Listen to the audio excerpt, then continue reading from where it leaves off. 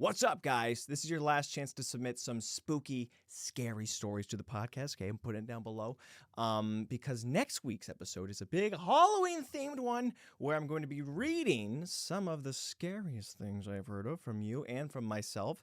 Doesn't necessarily have to be Halloween-themed, like whatever just genuinely terrifies you, something that's happened. A couple years ago, I told the time where I almost got organ harvested. So, it wasn't Halloween-themed, but spooky nonetheless. So could be someone just breaking into your house, you hear a loud noise, a spiritual phenomenon, something you haven't quite understood. Doesn't have to have a perfect conclusion, but I'm just looking for something fun and to be scared, okay? I want to be spooked. I want to be, let's get into the spirit a little bit. Looking forward to that, so please send those. Just make sure it is real. That is the only requirement, really. Make sure that it actually happened to you, okay? So don't try and tell me something else. Don't make one up. And also, don't go out and make something happen. Like, if you don't have any, you don't have any. That's fine. You don't got to submit anything.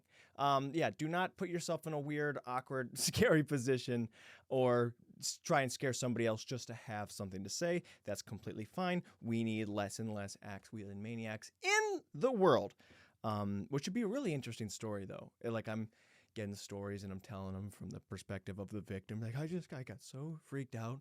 Something happened. There was someone in the walls. And then you have the other side of the story where it's like, yeah, man, I was in the walls. This guy was at home having a good time. And I was just fogging up his window. Scared the crap right out of him. You should have been there, man. Yeah, don't do that. Don't try and be the villain of the spooky stories. Don't be the ghost.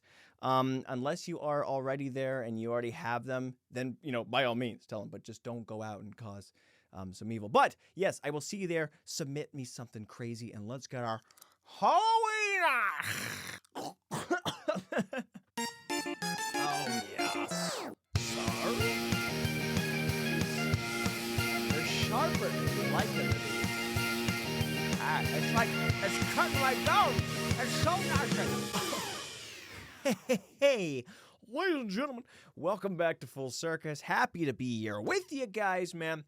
If my hair looks a little bit different, that's because after I recorded that intro, admittedly, I got peckish. Okay?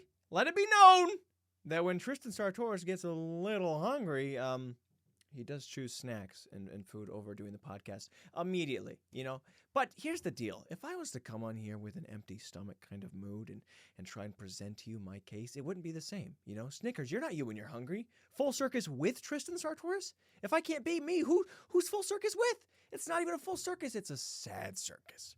And I don't know if you've ever been to a sad circus, but, when the clowns are just bummed out and the elephants aren't as plump as you'd like them to be, people are falling off the trapeze and the unicycles are squeaking, it's not a good time.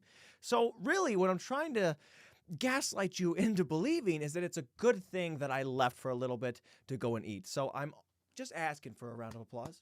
Way to go, Tristan. You ate your food like a normal person, Sure, you wait a bit too long until you got hungry, but you went and did it, Good on ya.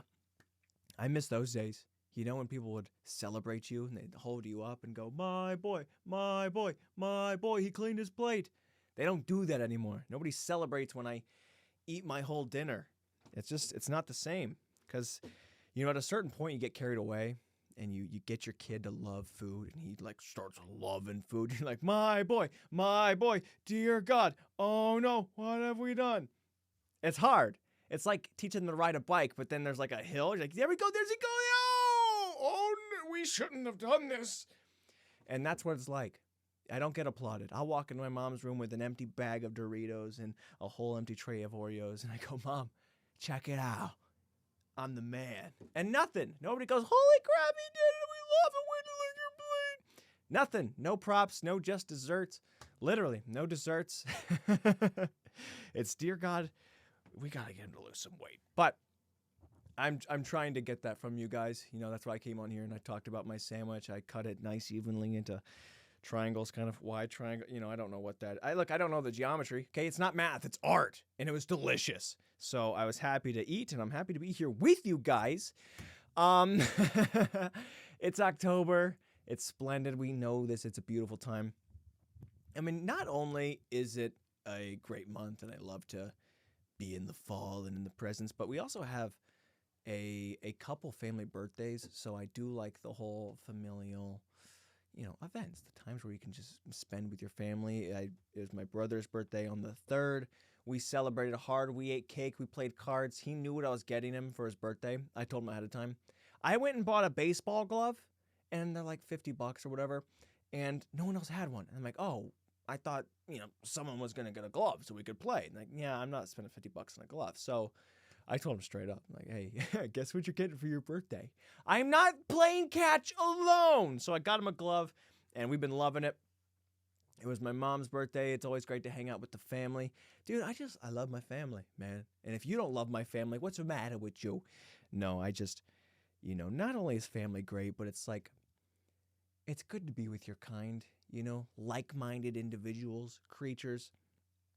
It's funny hearing, like, my sister-in-law, that's what it's called? Yes, okay. My brother's wife. It's funny to hear just like an outside perspective. She was trying to like playfully make fun of him and talk about something. She's like, dude, we were talking yesterday and Carlton said, if I had one wish, you know what I would wish for? And I said, what? And he says, a McDonald's apple pie. And it was supposed to be kind of like this joking, like, oh, look at this guy, this idiot, let's embarrass him, like, playfully. And what she was expecting to be like a rise, it's like, oh, you freaking idiot. We went, friggin' right, that's a good idea. So then the whole conversation, instead of making fun of him, switched to, dude, we do need apple pies. If I would like to change my wish, please, screw world peace. I want an apple pie now. And that's just kind of the beauty of family. It's just a bunch of idiots, I mean, unless you come from a smart family, you're probably a smarter guy, and then you like being around them. But I do love being around them. I like having fun. I like just having a time, dude. But yeah, embracing the spooky season as such, embracing maybe that's linked to the psychology of why I like fall. Who knows? But now I'm really just craving an apple pie. Will I shut the podcast off again to go eat? We'll see. If it jump cuts and my hair is like completely dried and disheveled, that means it's the next morning. And just know that I am riding the highs. But yeah, what else is going on, man? Oh, dude, my best friend, Drew Decker, just got engaged. How about that? Congratulations to Drew and his girlfriend, or fiance, dude. It's really cool. That's the first friend of mine to get engaged. And if you thought you were a friend of mine and you've already been engaged, sorry, I don't know of any. And I hope, I don't want that to mean that we're not friends. It just means that I wasn't alerted to it. I didn't know. But as for now, Drew is chronologically in first place in the race, and it's cool. So it's crazy, dude. At this age, you're like, man, getting married. Because like anything, dude, you always forget as you're getting older. You're like, man, is it too early? Is it too old to be driving? People get apartments and houses and, mortgages. Like, what the frick? I was just, I'm decorating. I'm having fun. My biggest mission today was to put on this flannel and rock the fall attire. But yeah, it's really cool. I'm super happy for him. He seems stoked, and that's what's going on with him. I just want to announce that and give him his props, just desserts, because people just don't celebrate each other anymore. All right? Whether you're eating your plate or getting engaged, Now, one might be like he's getting a little bit more props than I did for, having a late dinner, but still, I'm out here trying, okay? But in equal life-changing news, guys, update, I cleaned up my room in the podcast. I have reorganized it all from head to toe. It's actually what I was doing when I got the news that he was engaged. I was like, holy crap, that's huge. Now I'm going to try and mount this thing on the side. And I thought that was a big deal. Again, I didn't get prompts, but it's different. That's the guy, dude. Don't make me the best man, or I will make the speech entirely about me. Okay? I will go there and I will just talk about me the whole time. It's just like, so I remember when I got the news, okay? I just finished a bowl of cereal. And then I was like, it's pretty dark in here. Let me hang some lights. And yeah, you don't want that. You don't want that as a best man. But it's got to be tricky. I've never been a best man.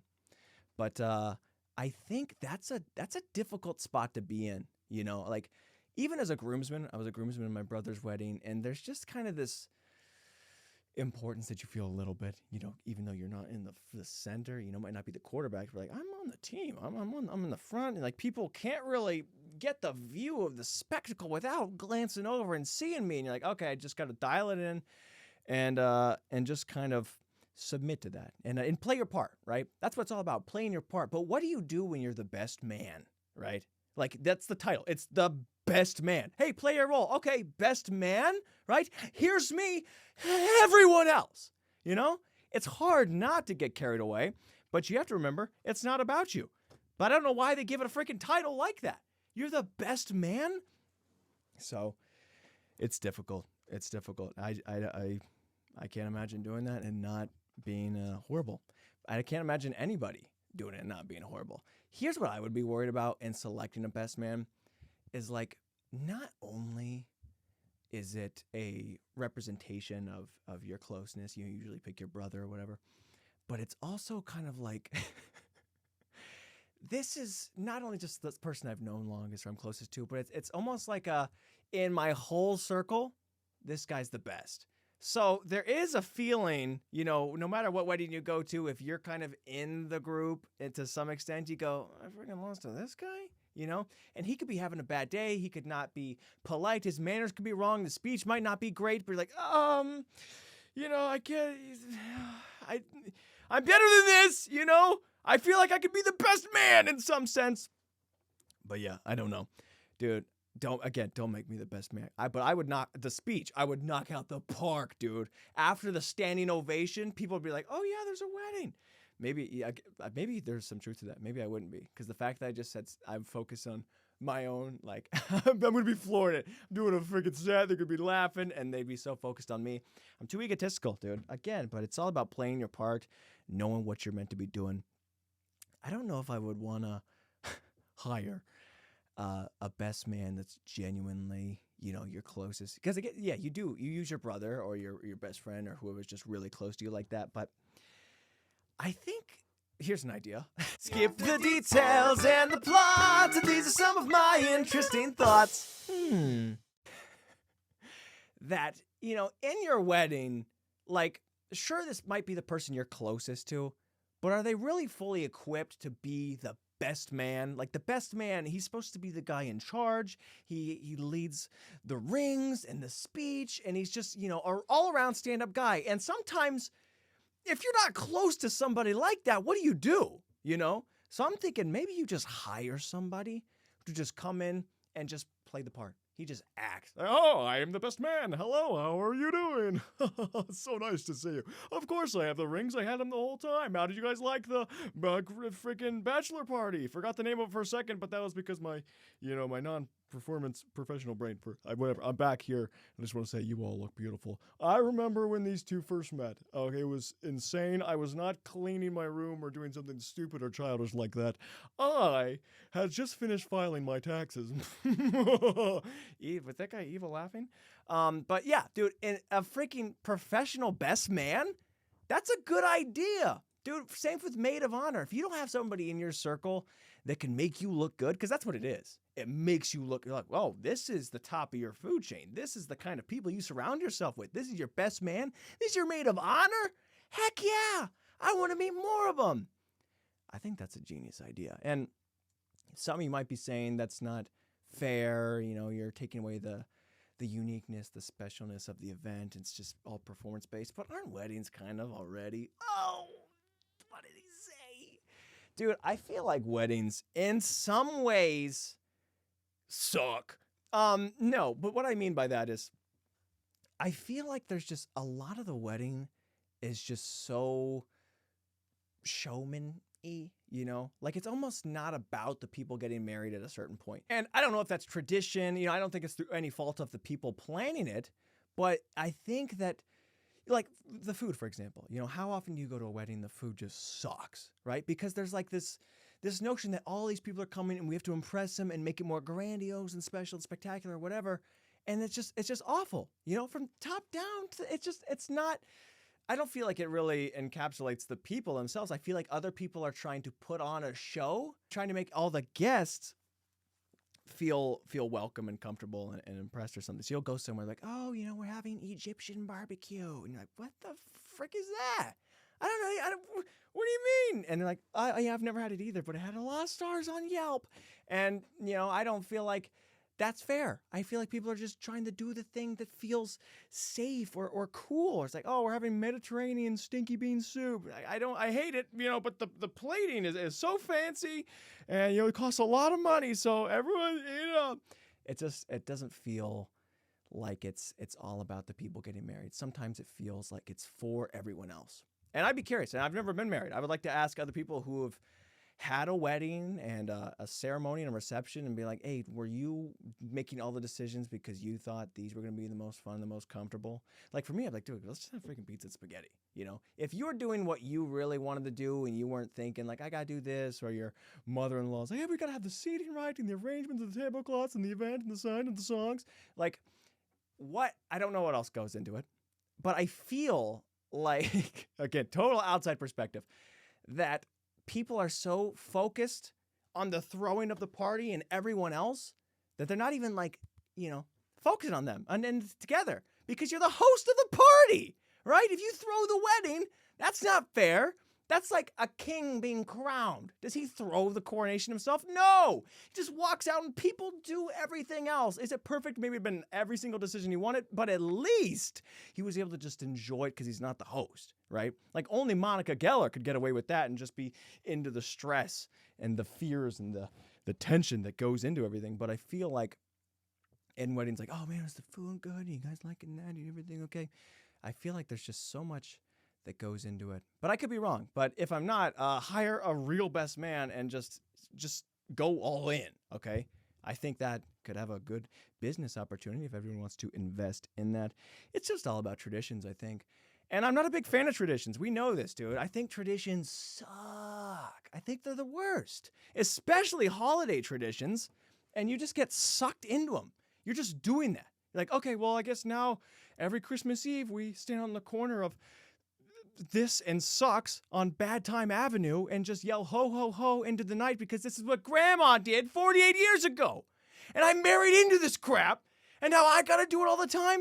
And God forbid if you're the child of one of these people, you don't even get a say, right? At least if you like dating this person, you chose this life. The child who's born into a bunch of crappy auditions, that's not his fault.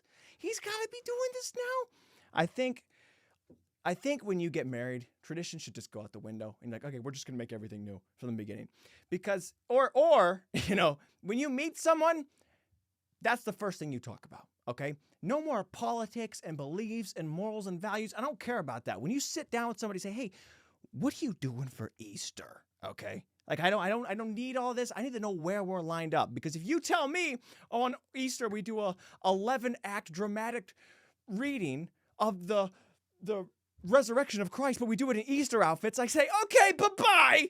You got to be straight up with that. And people could get away with it and try and hold on to their traditions till after you're married. Like, I can't believe we're doing this. What do you mean? What do you mean you don't believe in sugar on Halloween? You give out apple slices and floss? Forget about it. That's not cool, okay? So I think at least it's up to you to sniff that out because traditions are just the worst. Okay? Don't fall into a bad tradition and then now all your kids have to suffer forever. Just a scroll. Generations forever. Your lineage is now going to be tormented and have to go through the worst things just because you decided on it. I think you should always reset no matter what you've done. You were like, all right, let's just, or at least every 5 years go, okay, are we having fun with this? Like, is anybody about it? Grandma did this and, we didn't have internet. We couldn't have just turned on the Grinch. Like, there was nothing cool going on. Let's be honest. Okay. And, I'd be curious to see how many traditions die off if people approached it with that mentality. Like, yeah, maybe this is awful. Let's check it out. So it's up to you. It's up to you to figure that out. There's too many bad traditions in the world. Have you heard some people, the things they do? You're like, that doesn't sound like a good time. Imagine marrying into that and you don't even know about it. Like you didn't do your recon before you got married. You're like, a lot of you people, maybe Drew, maybe people are engaged. Like, I haven't had the tradition conversation yet.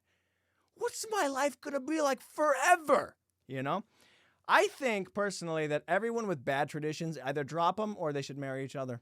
I think if you have an awful holiday tradition, like, you know what, this sucks, yours sucks, let's just get married and then, you know, raise our kids in hell, right? Let's see what happens. But, anyways, guys, so I cleaned up the podcast room. And, you know, while it might not be crazy life-changing, it is for me because it was pretty dirty. I didn't really have anywhere to spit, anywhere to go. I couldn't move. If you can't dance, if you can't do the worm in your area, then, you know, you need to clean up. You need to reorganize your life. But I had a lot of fun doing that. Again, congratulations to Drew. I mean, that whole shtick, I was just joking about, you know, weddings or whatever. You know, I didn't mean it. Weddings are pretty beautiful. I love the food. I love the people. I love the arrangements. I love Ty. I love all of it. You know, I got it. But yeah, don't make me the best man. I mean, do or don't. But I think it would be funny to see. I haven't been to a bad wedding actually. I think it would be funny to see a best man who really did make it all about. Well, I remember when the couple of us got together, right? So I was downstairs rearranging the curtains in my lair, right, in my underground, and I remember thinking, what an interesting choice. But anyways, I went about my day, had myself a sandwich. I would love that. The closest I got to a interesting kind of ceremony was we went to a wedding and the priest just delivered a theatrical freaking performance. He was reading their vows. They didn't read the vows together. And he just went, oh, so then the groomsman said to him, good morning, beautiful. And the beautiful responded, good morning, handsome. And they went on and on. Then they went to go have breakfast. And like, what is happening? This was kind of that, you know, maybe this guy grew up in some weird traditions. I don't know how he got so odd, but it was a long freaking play. And he just kept going and going. And, you know, I'll give him credit. He performed it well. I could see all the characters. I felt the narrative out. But that was as close as I got to actually having a bad wedding. But as someone who's not married and who's never planned a wedding, part of me just thinks sometimes that people get caught up in trying to make this kind of perfect day that I feel like people just don't enjoy. But it's a theory. Okay, that's just me guessing, just spitballing. I would like to hear from actual married people and what your time's like.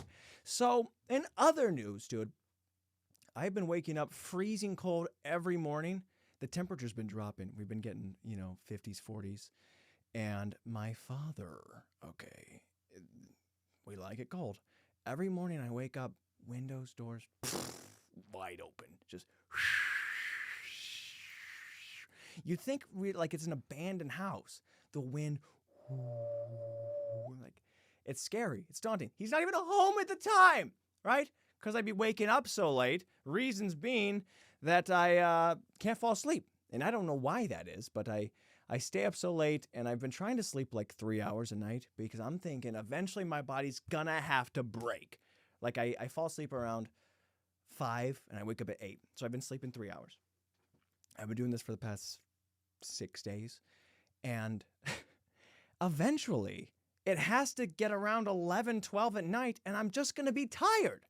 But for as long as my body gets into the nighttime and goes, it's quiet, it's peaceful, hey, Tristan, we can have whatever kind of fun we want. Mentally, I can't help myself from owning up to the possibilities, the intrigue, the space, the silence. I just like to fill it. I like to be a part of it. And I get a second wind, literally. I could be dead. I'm like, oh, it's 8 p.m. I'm tired. I just can't stay up. Whoa! Is it time to make noise? And I do all night long. But even when I'm laying in bed, it's just my brain just doesn't want to take part. But anyways, yeah, I've been sleeping horribly, but I keep trying to get tired. And there's nothing worse than waking up exhausted. And you're freezing. You're like, life sucks, life sucks. Oh, what's that? Add a cold.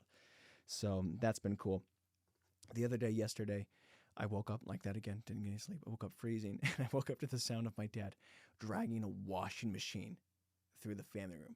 I swear, if you could put cameras on the Sartoris family, you would be fascinated at the random sitcom adventures that just go on a normal day. It was a Tuesday. It's like, what's happening here? And then he's like, oh, good, you're up. I needed some help with this. So we started carrying washing and drying machines down and up the stairs. And then we went all around, went back to the shop, cleaning and moving. And, you know, you never know when you're just going to wake up. And and end up doing some chores. I'm like, I already cleaned up that's what I was going to make my whole best man speech about, was cleaning the room. I don't have enough room in the speech to help out. So I cleaned up, but it was fine. It was fine. I don't want to say it was fun. I'm not going to sit here and lie to you guys, okay? I'll tell the truth straight up. When my dad approached me 5 seconds into my day, and I'm exhausted, I'm freezing, he goes, hey, you want to help me? The first thought in my mind was not, yes, Dad, I wanna. No, it wasn't, man. It's the same thing people probably hear in their head when people announce their crappy traditions. They go, oh, why didn't you say something? Duh!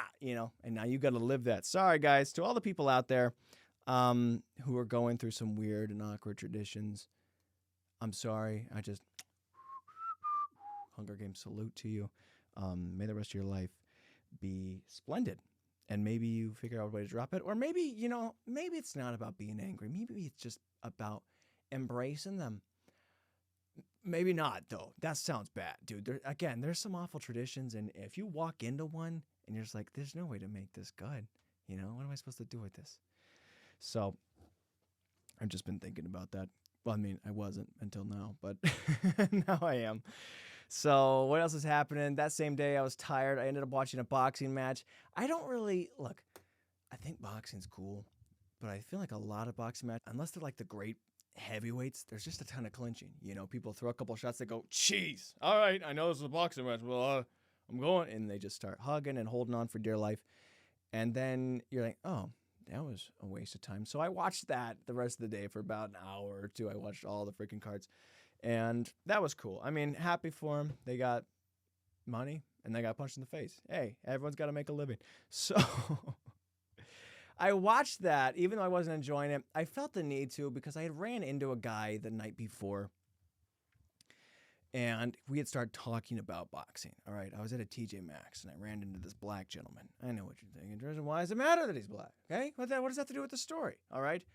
I'm not going to lie to you, again, and say that I don't see color. I do see color, and I notice color, and I respect color, okay? So I'm not going to ignore the fact that black people have way better style than me or the whites, okay? So when this guy approached me in the TJ Maxx, I'm like, hey, let me listen to you, because this guy was swagged out, all right? I'm saying swag unironically. He looked cool and fashionable, and furthermore, he was wearing a vest, okay? Now, this is what we talked about. He was wearing a vest, and he started talking about the vest, and I was like, I just don't know if I can pull off a vest.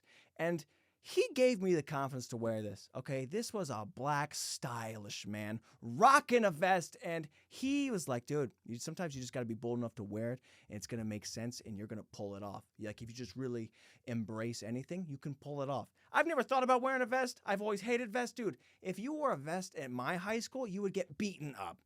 Again, mind you, I was homeschooled, okay? That's some brother-on-brother violence, okay? That's biblical. But just goes to show how dangerous a vest could be. But this guy pulled it off, and he recommended it to me, and I just had a great time talking to him. I forgot about the whole thing I was even looking for. I was trying to figure out some pieces of my Halloween costume, and we just talked about boxing for a while, and I was like, I owe it to that guy, that stylish man who told me I should take a chance on vests. I'm going to watch this boxing. And, I didn't enjoy it, but I felt, maybe we were connected in some place. He was also watching that, and he was thinking, I wonder if Tristan's wearing a vest.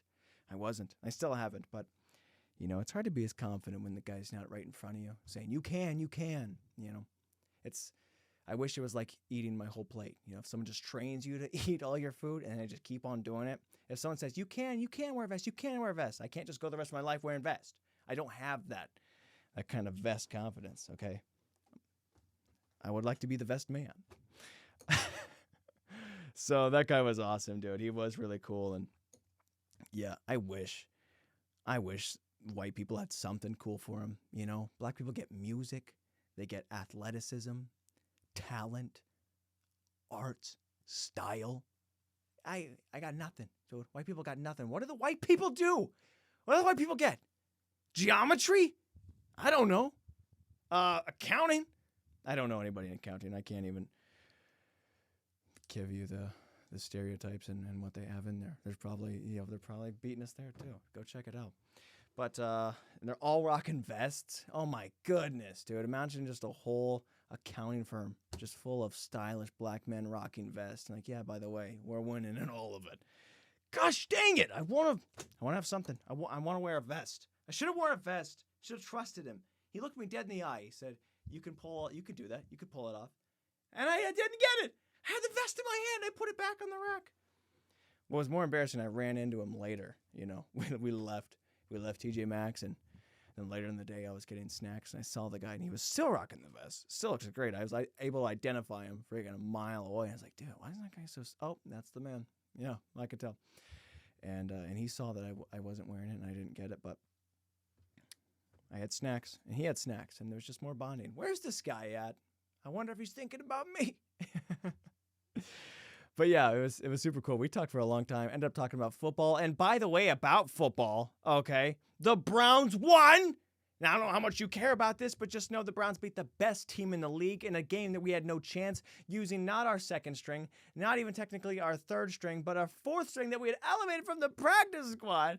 And somehow we won. Just know that all odds were against us, and somehow we pulled off a victory in a game where people were saying, don't even watch it. It's going to be so embarrassing for Cleveland. Don't even go check it out. And me and this gentleman had talked about that. We're like, yeah, I just don't know if it's going to happen, but we're both holding out faith, and it's the power of vest confidence. You're able to have belief and faith in your team. And they won, dude. So happy for the Browns. Anything else happening in football?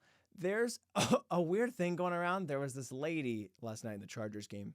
Again, I'm going very vague and like football because I don't know how people care about me just reporting the scores. In other news, the Chargers won 17-20. They didn't win, but yeah, there was a lady at this Chargers game, and she was so bananas for the team that they kept cutting to her the whole game. She's like, yes, you know. I'm doing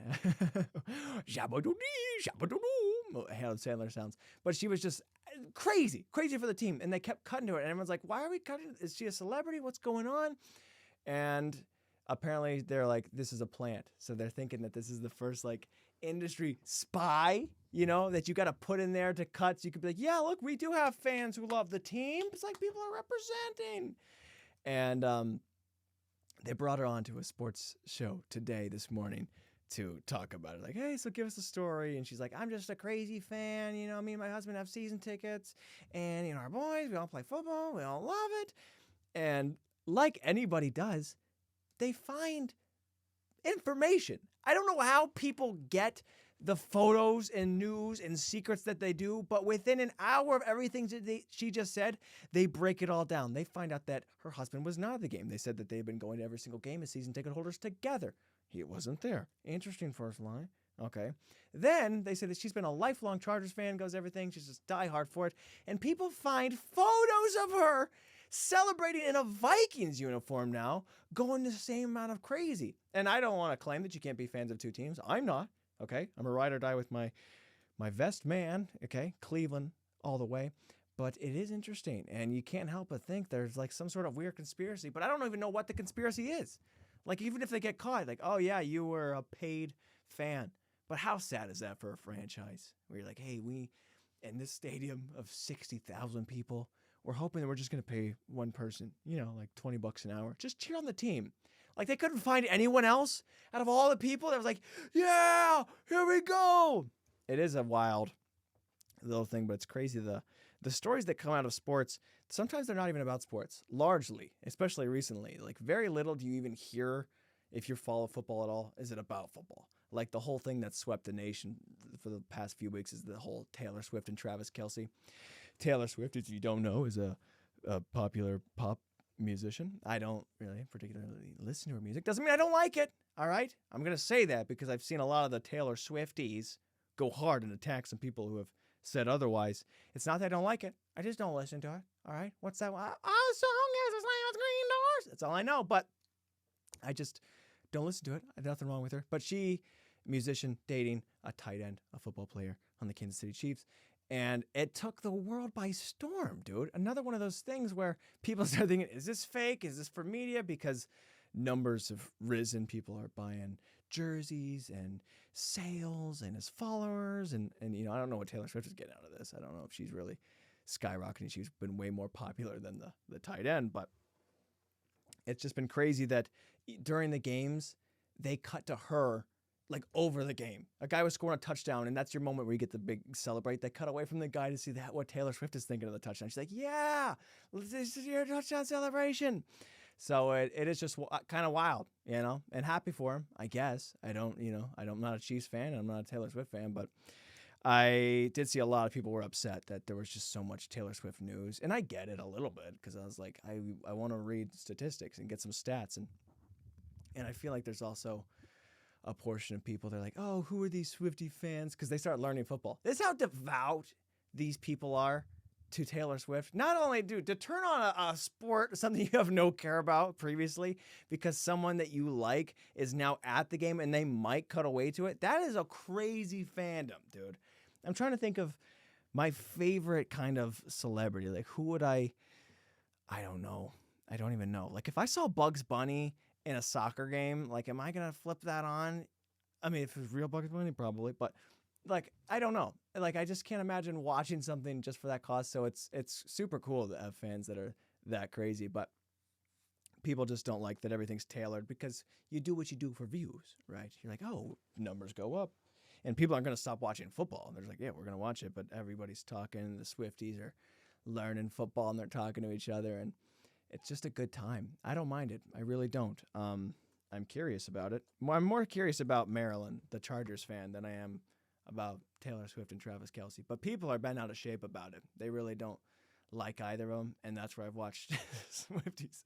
Dude, the fans, like, they have no knowledge of football. They learned it so quick. They taught each other that they're scolding the actual football fans. Like, hey, Taylor Swift, she's ruining the sports or whatever. And they're like, hey, you don't know anything about football. If it's cover two, the safeties are dropping. Like, they've learned it so quick. They're picking it up.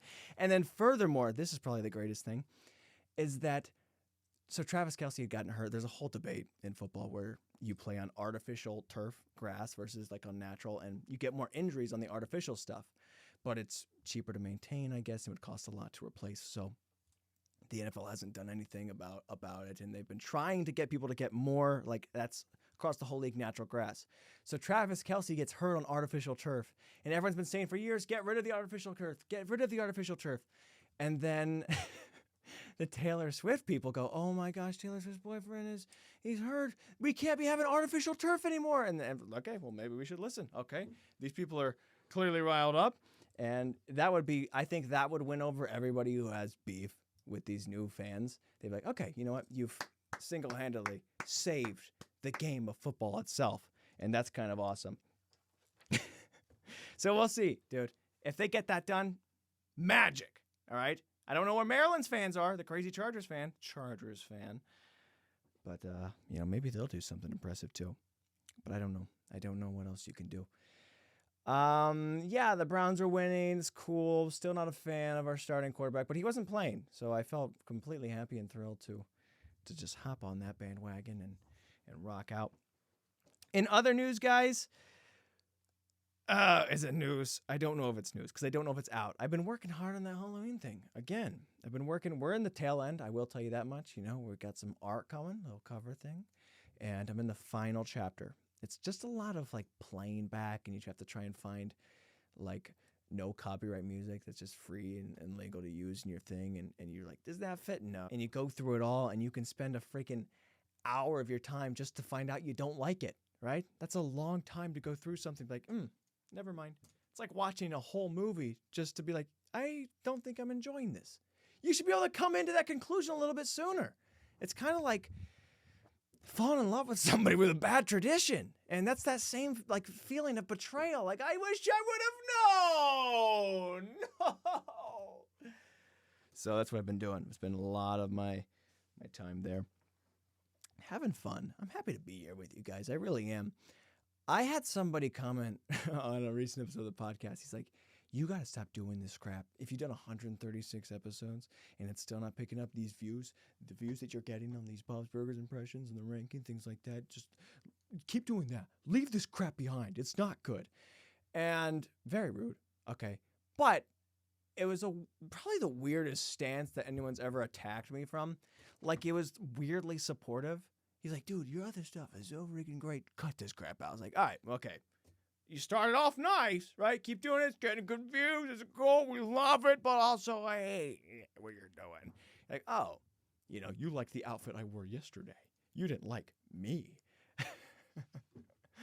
and then I responded to the guy and I was talking about, dude, I could probably I could farm the views, I think, if I just became an impression channel or just, whatever I can do. I feel like I could definitely, this podcast doesn't get a ton of views, and it was never meant to. And I've talked about it, especially with the onslaught more of people that have come to join around with this fantasy fun land of adventure, that it's not done to be popular. It's not made to succeed as more as it is a creative outlet. I just do it for the genuine excitement that I have for doing it, If I was doing just a bunch of, and the same with those videos, I didn't make those so they could get a lot more views. I did those just because I wanted to be doing them.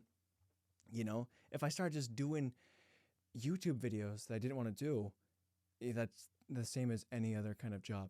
I'm just putting a bunch of effort, wasted creative energy. And the YouTube isn't even a job. This podcast isn't a job. This isn't where I got an income. This is purely for the sport of it, It's like if you started playing guitar and you're just having fun, you're playing these songs, and someone's like, hey, by the way, the people really like it when you play those other songs. Okay, so stop doing your crappy little written folk music. You're like, but I like these ones, I do it for me. I love doing what I do, and it's for me first and foremost. And if anyone's crazy enough and like-minded enough to be like, okay, we relate to genuine, authentic Tristan, like this is just me just talking, having fun, making fun of weddings and traditions, those kind of people who just follow along, I love to have them, because there's when you're not doing anything for views, when it's just your true, that's just me. There's no filter. There's nothing here.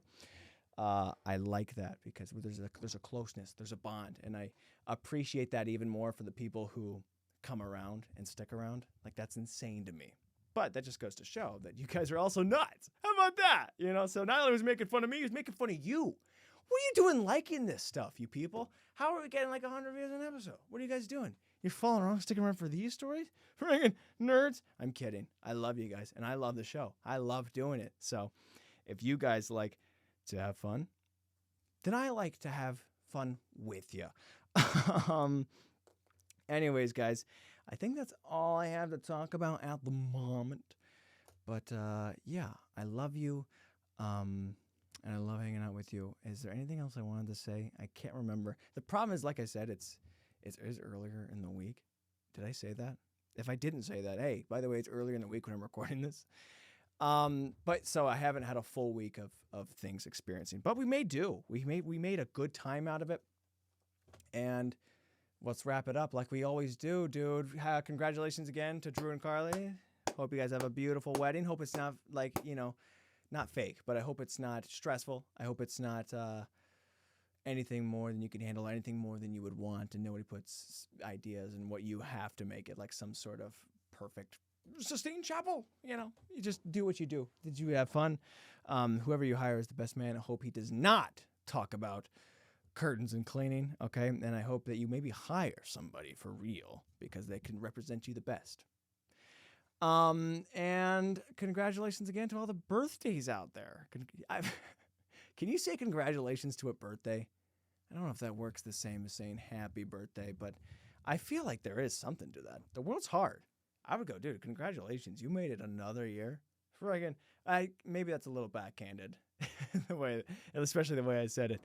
Hey, congratulations, because I've seen you drive. I've seen you try and feed yourself and take care of yourself, financially, for real, congratulations.